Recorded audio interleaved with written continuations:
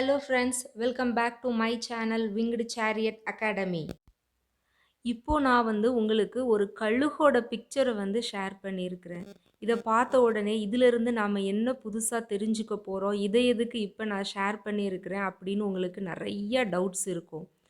ஒன்றும் இல்லைங்க, நம்மளோட இந்த யூஜி டிஆர்பி எக்ஸாம் முடிகிற வரைக்கும் நம்மளை ஒரு கழுகாக நினச்சிட்டு படிங்க. ஏன் அப்படின்னு சொன்னால், கழுகு வேற எந்த பறவைகளோடையும் பறக்காது. இப்போ புறா, கிளி இதெல்லாம் எடுத்தீங்கன்னா நம்ம பூமியில் இருந்து ஒரு 2 அல்லது 3 கிலோமீட்டர் ஹைட்டுக்கு தான் பறக்கும். ஆனால் கழுகு பார்த்தீங்கன்னா ஒரு 7 கிலோமீட்டருக்கு மேலே 10 கிலோமீட்டர் வரைக்கும் கூட அது பறக்கக்கூடிய தகுதி உடையது. அந்த மாதிரி நம்மளுடைய எண்ணத்தை நீங்கள் அவ்வளவு உயர்வாக வச்சுக்கணும். மற்ற பறவைகளுக்கு ஈக்குவலாக அது தன்னுடைய உயரத்தை குறைச்சிக்காது. அதே மாதிரி நீங்களும் அவ்வளவு உயரத்தில் நான் கண்டிப்பாக யூஜிடிஆர்பியில் வின் பண்ணியே தீருவேன் அப்படிங்கக்கூடிய உயர்ந்த எண்ணத்துக்கு உங்களை கொண்டு போய் வச்சுக்கணும். அடுத்தது, கழுகு பூமியில் இருந்து எவ்வளவு உயரத்தில் பறந்தாலும் சரி, அதனுடைய இரை எங்கே இருக்கோ அதனுடைய பார்வையை அந்த இறையிலிருந்து விலக்காது. எவ்வளவு தூரத்தில் அந்த இடத்துல எத்தனை தடவை அது சுற்றிக்கிட்டே இருந்தாலும் சரி, அதனுடைய பார்வை அதோட இறையில் மட்டுமே இருக்கும். அதே மாதிரி நீங்களும் யூஜி டிஆர்பி எக்ஸாம் அது நாளைக்கே வந்தாலும் சரி, இல்லை 2 மாதம் கழித்து வந்தாலும் சரி, ஆனால் என்னோட எய்ம் அதில் நான் மெரிட்டில் வரணும். எப்போவுமே வள்ளுவர் சொன்ன மாதிரி உள்ளுவது உயர் உள்ளல், மெரிட்டில் வரணும் அப்படிங்கிற கான்செப்ட்லேயே நீங்கள் படிங்க. நம்மளோட ரிசர்வேஷன் கேட்டகரியில் எவ்வளவு நமக்கு வேக்கன்சி இருக்குது அப்படிங்கிறதுக்கெலாம் நீங்கள் போகவே போகாதீங்க. மெரிட்டில் வரணும் அப்படிங்க உங்களுடைய அதையே உங்களோட எய்மாக வச்சு, அதையே கழுகின் இறை போல் நீங்கள் உங்களுடைய பார்வையில் விட்டு அகலாமல் படிச்சிங்க அப்படின்னு சொன்னால் வெற்றி நிச்சயம். வாங்க, நாம் இன்னைக்கு நம்மளோட டாபிக் என்னவா சொல்லியிருந்தோம், ஏஜ் ஆஃப் சாசர் இல்லையா, அதை பற்றி பேசலாம். The age of Chaucer witnessed a gradual decline in the power and influence of the three medieval institutions, that is, feudalism, chivalry, and church. This age was marked by an ardent upsurge of nationalism. Chaucer marks the beginning of a new era, new language and literature. அதாவது சாசரோட தான் English literature born ஆச்சு அப்படின்னு சொன்னால் அது ஒரு மிகையற்ற குறிப்பு தான். For example, before Chaucer England or Britain was ruled by the 3 kind of peoples, Romans, Celts and Anglo Saxons அப்படின்னு சொல்லுவாங்க. ஸோ கிட்டத்தட்ட 450 இருந்து 1066 வரைக்கும் these kind of people ruled England. So சாசருக்கு அப்புறம் தான் பார்த்தீங்கன்னா real English born with him அப்படின்னு கூட நாம் சொல்லலாம். The fusion of Normans and Saxons had completely taken place even before the birth of Chaucer அப்படிங்கக்கூடிய இந்த இன்ஃபர்மேஷன் நமக்கு அதை கன்ஃபார்ம் பண்ணுது. அப்போது இங்கிலாந்து 3 டைப்ஸ் ஆஃப் பீப்புள்ஸால் ரூல் பண்ணப்பட்டதுனால அவங்களுக்குள்ள ஒரு குழப்பம், ஆட்சி போராட்டம், இந்த மாதிரியான விஷயங்கள் தான் நிறைய நடந்தது. அப்போ அவங்களுக்குள்ள எப்போ அந்த யூனிட்டி வந்தது, இதை கொடுத்ததில் ஒரு மிகப்பெரிய பார்ட் யாருக்கு இருக்குது அப்படின்னு சொன்னோம்னா 100 years வார்ஸுக்கு இருக்குது. பாருங்கள், the consciousness of the national unity was strengthened during the 100 years wars. எப்படி? The victories of 100 years war give a feeling of national pride and self-respect to the people of England. Okay, ரொம்ப நேரமாக நான் 100 years wars 100 years warsனே பேசிகிட்டு இருக்கிறேன். அது யாருக்கு நடுவில் நடந்துச்சு, எத்தனை வருஷம் நடந்தது, இதெல்லாம் நாம் தெரிஞ்சுக்கணும் இல்லையா? நாம் இப்போ அதை பார்க்கலாம். 100 years wars 1338 இருந்து 1453 வரைக்கும் நடந்தது. பாருங்கள், the prolonged war between England and France was the result of Edward III's expansionism. He claimed the throne of France through his mother Isabella. Philip of France and Edward of England competed with one another in possessing Scotland and Flanders.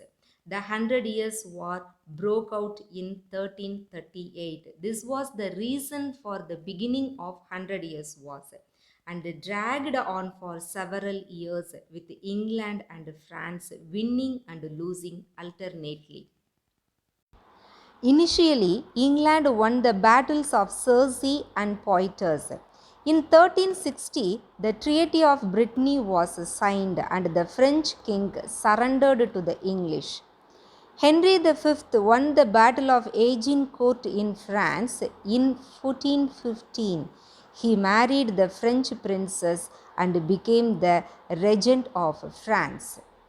A French girl, Joan of Arc, led the French army to victory in the Battle of Patay in 1429. The Dauphin, the French prince, was crowned King Charles VII. Later, the French turned against Joan of Arc and burnt her at the stake. In spite of this tragedy, England could not recover the lost French territories. The Hundred Years' War made the English people definitely patriotic. These were no longer any craze for French ways of life or the French language. English replaced the French language at all the levels in England. So, the result of the Hundred Years' War, the English nation for the first time felt the existence of a common language and literature. Now, the East Midlands speech had become the language of the capital city and of the universities. In England, the influence of the church was on the wane. Its influence had diminished. Edward III and his successors began the process of separation from Rome, which the work of Henry III completed. The famous friar Roger Bacon was one the great scientist of the period. Chaucer emerged as the first secular poet of this period. William J. Long writes about the spirit of national consciousness in the age of Chaucer. In the rush of this great national movement, separating England from the political ties of France and from ecclesiastical bondage of Rome, the French language lost its official prestige and English became the speech not only of the common people but of courts and parliament as well. In 1348-49 came the terrible Black Death, which carried off no less than one-third of the population. It reappeared in 1362-67 and 1370. Famine followed plague. Black Death is nothing. Plague is called as Black Death. The period 1350 to 1550 is usually labeled as the age of Chaucer. The history of English poetry begins with Geoffrey Chaucer, who belonged to the year 1340 to 1400. By his origin, education, tastes, and manner of life, Chaucer represented the new age of Renaissance. Chaucer was born about 1340. He was the son of John Chaucer, a vintner of Thames Street, London. At the age of 16, he became page to the wife of Lionel, Duke of Clarence. In 1359, he went with the king's army to France, where he was captured, but ransomed before the Treaty of Brittany in 1360. On his return to England, Chaucer became an esquire of the king's bedchamber. He spent the next 10 years at Edward's court. இதில் பார்த்தீங்கன்னா அந்த last point shortly born in the reign of Edward III lived through that of Richard II and died the year after Henry IV. இது ரொம்ப ரொம்ப ஒரு இம்பார்ட்டண்டான question. கிட்டத்தட்ட 3 கிங்ஸோட பீரியடில் சாசர் இருந்திருக்கிறாரு. அவர் பிறந்தது எப்போ அப்படின்னா எட்வர்டு த தேர்டோட பீரியடில் பிறந்து யாரோட பீரியடில் அவரோட பொய்டிக் கெரியர் வந்து நல்லா ஷைன் ஆச்சு அப்படின்னு பார்த்தீங்கன்னா ரிச்சர்ட் த செகண்ட். அப்புறம் அவரோட டெத்து எப்போ நடந்தது அப்படின்னா ஹென்ரி த ஃபோர்த்து. ஸோ இது ரொம்ப முக்கியமான கொஸ்டின், நிறைய தடவை வந்து டிஆர்பிலேயே கேட்ட ஒரு கொஸ்டினும் கூட. நல்லா மறக்காமல் ஞாபகம் வச்சுக்கோ. இதில் நிறைய வந்து இயர்ஸ் கோட் பண்ணியிருக்குது. அந்த இயர்ஸ் எல்லாமே நீங்கள் கொஞ்சம் நல்லா ஞாபகத்தில் வச்சுக்கோங்க. எல்லா இயர்ஸும் வந்துட்டு ரொம்ப ரொம்ப முக்கியமான இயர்ஸ் தான்.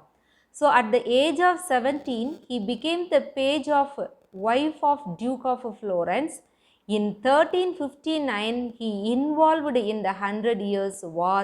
டியூரிங் த 100 Years வாரில் தான் வந்துட்டு ஃப்ரான்ஸ் இவரை பிரிசனராக எடுத்துகிட்டு போகிறாங்க. அப்போ யார் ரேன்சம் பண்ணி இவரை ரிலீஸ் பண்ணுறாங்க அப்படின்னு பார்த்தீங்கன்னா எட்வர்டு த தேர்டு. அதுக்கப்புறம் அகெயின் இங்கிலாந்துக்கு வந்ததுக்கப்புறம் தான் அவருடைய பொய்டிக் கரியர் வந்து ஸ்டார்ட் ஆகுது. When to Italy. அங்கே தான் இவர் வந்து யாரை பார்க்குறாங்க அப்படின்னு பார்த்தீங்கன்னா பெட்ரார்ச் அண்ட் பொக்காஷியோ, இட்டாலியன் பொயட்ஸ். அவங்கள பார்த்து அவங்களோட ஒரு இன்ட்ரொடக்ஷன் இவருக்கு கிடைச்சதுக்கப்புறம் தான் இவருடைய பொய்டிக் கரியர்லேயே வந்து ஒரு டேர்னிங் பாயிண்ட் இருக்குது. அதுக்கப்புறம் தான் வந்துட்டு இங்கிலீஷ் லிட்ரேச்சரில் ஒரு மிகப்பெரிய சேஞ்சஸ் நடக்குது.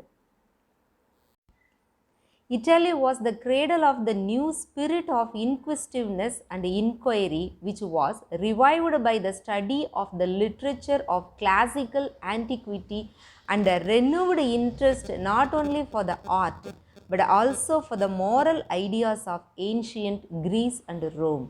இவர் போன பீரியடில் தான் இட்டாலியில் பார்த்தீங்கன்னா the great change, the revival அப்படிங்கக்கூடிய ரெனைசான்ஸ் பீரியடாக இருந்தது. அதனால் அது வந்து சாசரோட லைஃப் டைமில் ஒரு பெரிய மாற்றத்தை ஏற்படுத்தி கொடுத்துச்சு. Petrarch and Boccaccio, the pioneers of the great revival of Italy. Mainly through their works, the influence of humanism passed to England. During the age of Chaucer, England passed through the first stages of her long journey out of medievalism and came to the foothills of modern world. Hereafter, we are going to see the status of the poetry in Chaucer's period. Poetry of this period is a mixture of old and new English. Geoffrey Chaucer is the greatest literary figure of the age. He made several official journeys to Flanders, France and Italy. This is an important point. Chaucer's writing may be divided into three periods, that is the French, the Italy and the English.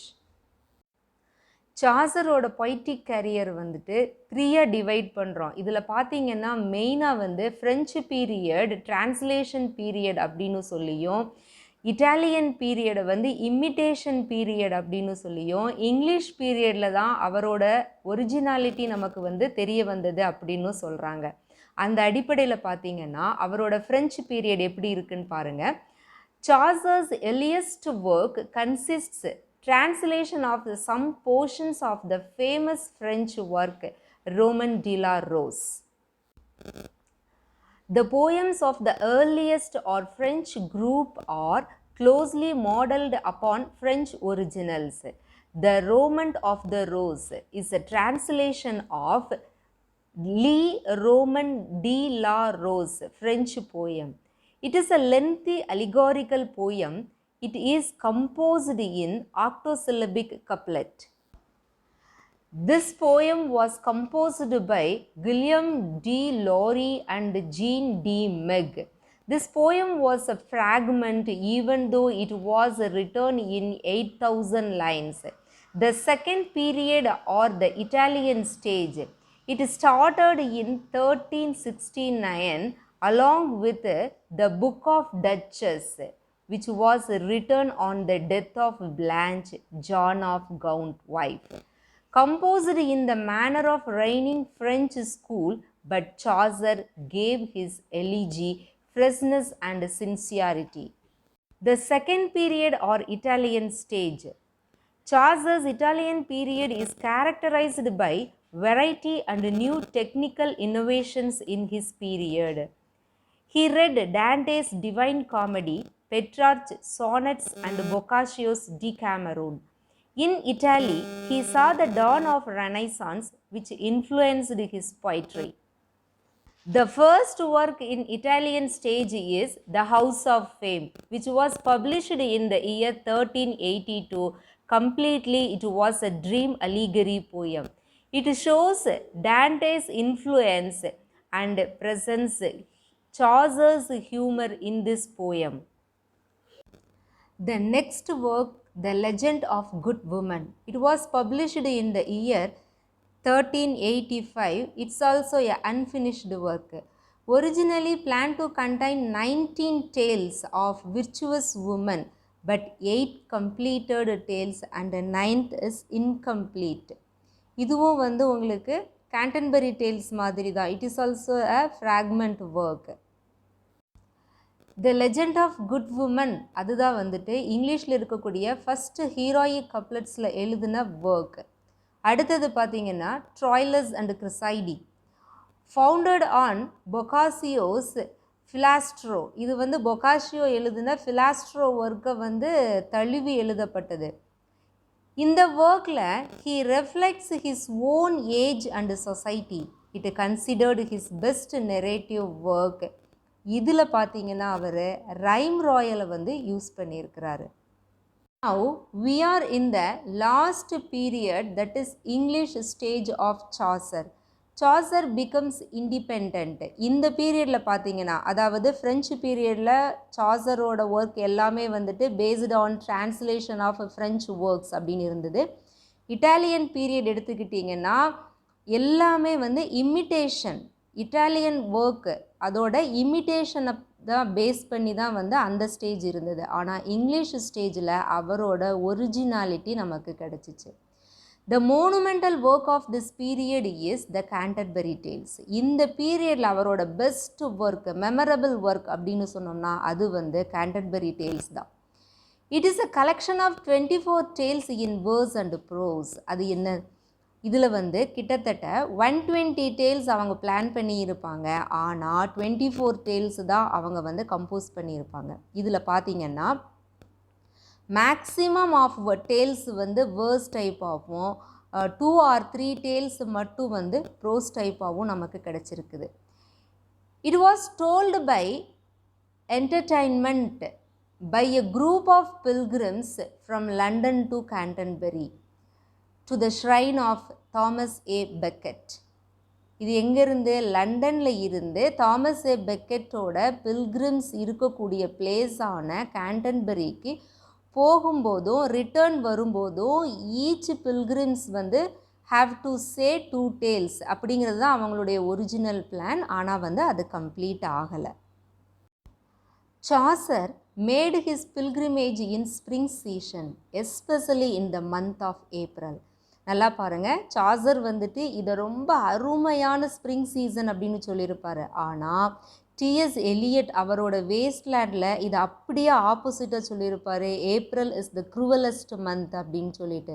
So இந்த கான்ட்ரவர்சியை நல்லா ஞாபகம் வச்சுக்கோங்க. உங்களை confuse பண்ணுறதுக்காக அந்த line கொடுத்துட்டு 2 பேரையுமே கேட்கலாம். ஆனால் spring season is the best season அப்படின்னு சொல்லி அப்ரிஷியேட் பண்ணது வந்து சாசர் தான்.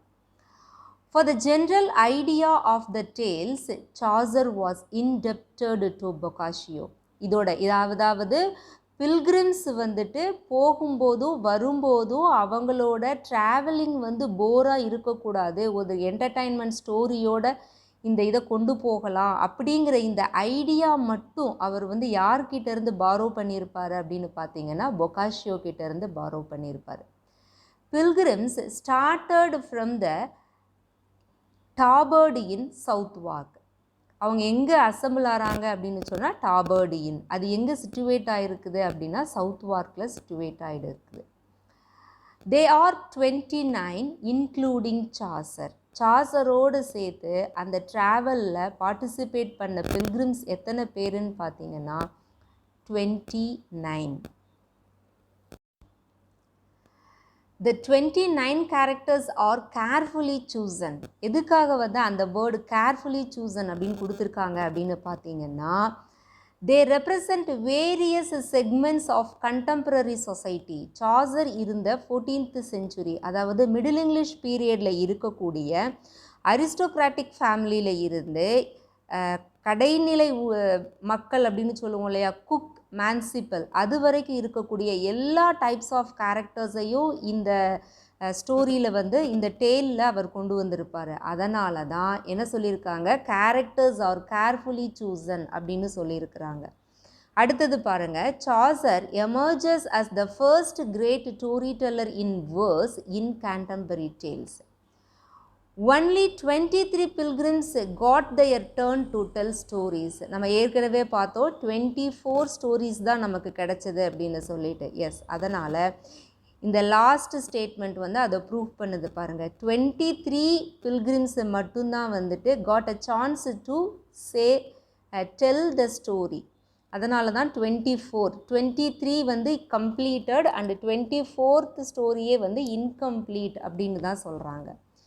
இது மட்டும் இல்லை, இன்னும் சாசரோடதில் நம்ம நிறைய இருக்குது. அவர் என்ன டைப் ஆஃப் ரைட்டிங்ஸ் ஃபாலோ பண்ணினார், அவர் வந்து இங்கிலீஷுக்கு எந்த டைப் ஆஃப் வேர்ஸை வந்து இன்ட்ரடியூஸ் பண்ணினார்.